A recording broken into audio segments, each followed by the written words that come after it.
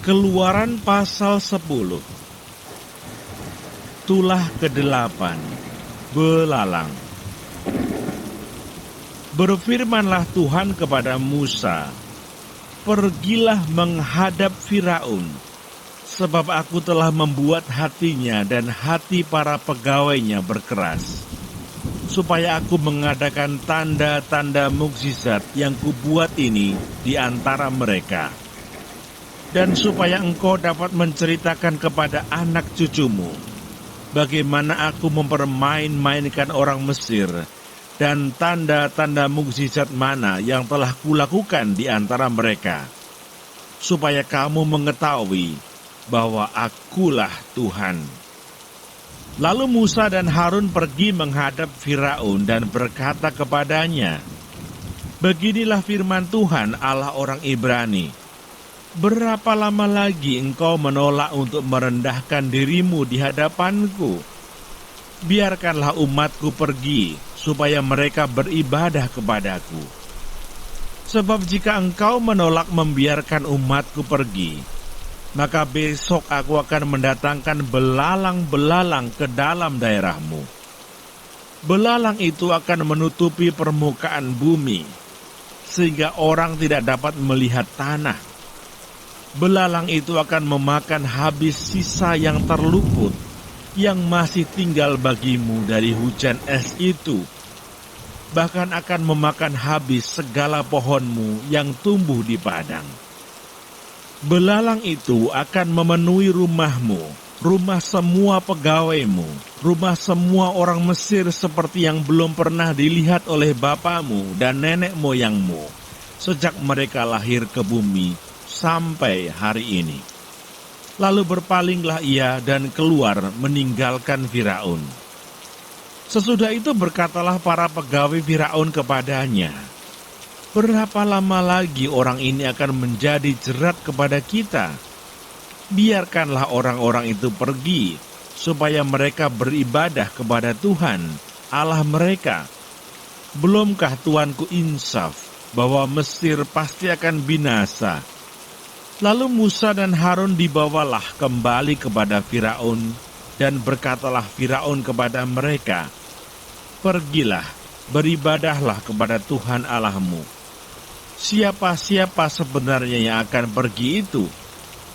Jawab Musa, "Kami hendak pergi dengan orang-orang yang muda dan yang tua, dengan anak-anak lelaki kami dan perempuan, dengan kambing domba kami dan lembu sapi kami, sebab kami harus mengadakan perayaan untuk Tuhan."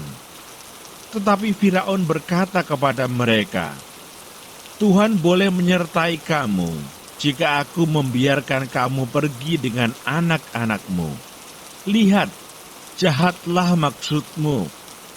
Bukan demikian, kamu boleh pergi, tetapi hanya laki-laki, dan beribadahlah kepada Tuhan, sebab itulah yang kamu kehendaki." Lalu mereka diusir dari depan Firaun. Berfirmanlah Tuhan kepada Musa, "Ulurkanlah tanganmu ke atas tanah Mesir, mendatangkan belalang, dan belalang akan datang meliputi tanah Mesir, dan memakan habis segala tumbuh-tumbuhan di tanah, semuanya yang ditinggalkan oleh hujan es itu." Lalu Musa mengulurkan tongkatnya ke atas tanah Mesir, dan Tuhan mendatangkan angin timur melintasi negeri itu. Sehari-harian dan semalam-malaman, dan setelah hari pagi, angin timur membawa belalang. Datanglah belalang meliputi seluruh tanah Mesir, dan hinggap di seluruh daerah Mesir sangat banyak. Sebelum itu tidak pernah ada belalang yang demikian banyaknya, dan sesudah itu pun tidak akan terjadi lagi yang demikian. Belalang menutupi seluruh permukaan bumi, sehingga negeri itu menjadi gelap olehnya. Belalang memakan habis segala tumbuh-tumbuhan di tanah, dan segala buah-buahan pada pohon-pohon yang ditinggalkan oleh hujan es itu, sehingga tidak ada tinggal lagi yang hijau pada pohon atau tumbuh-tumbuhan di padang di seluruh tanah Mesir. Maka segeralah Firaun memanggil Musa dan Harun serta berkata, "Aku telah berbuat dosa terhadap Tuhan Allahmu dan terhadap kamu. Oleh sebab itu ampunilah kiranya dosaku untuk sekali ini saja, dan berdoalah kepada Tuhan Allahmu itu, supaya bahaya maut ini dijauhkannya daripadaku." Lalu keluarlah Musa meninggalkan Firaun dan berdoa kepada Tuhan. Maka Tuhan membuat angin bertiup dari jurusan sebaliknya, yakni angin barat yang sangat kencang, yang membawa belalang itu dan melemparkannya ke dalam laut Teberau. Tidak ada satu belalang pun yang tinggal di seluruh daerah Mesir. Tetapi Tuhan mengeraskan hati Firaun, sehingga tidak mau membiarkan orang Israel pergi. Tulah ke-9, gelap gulita.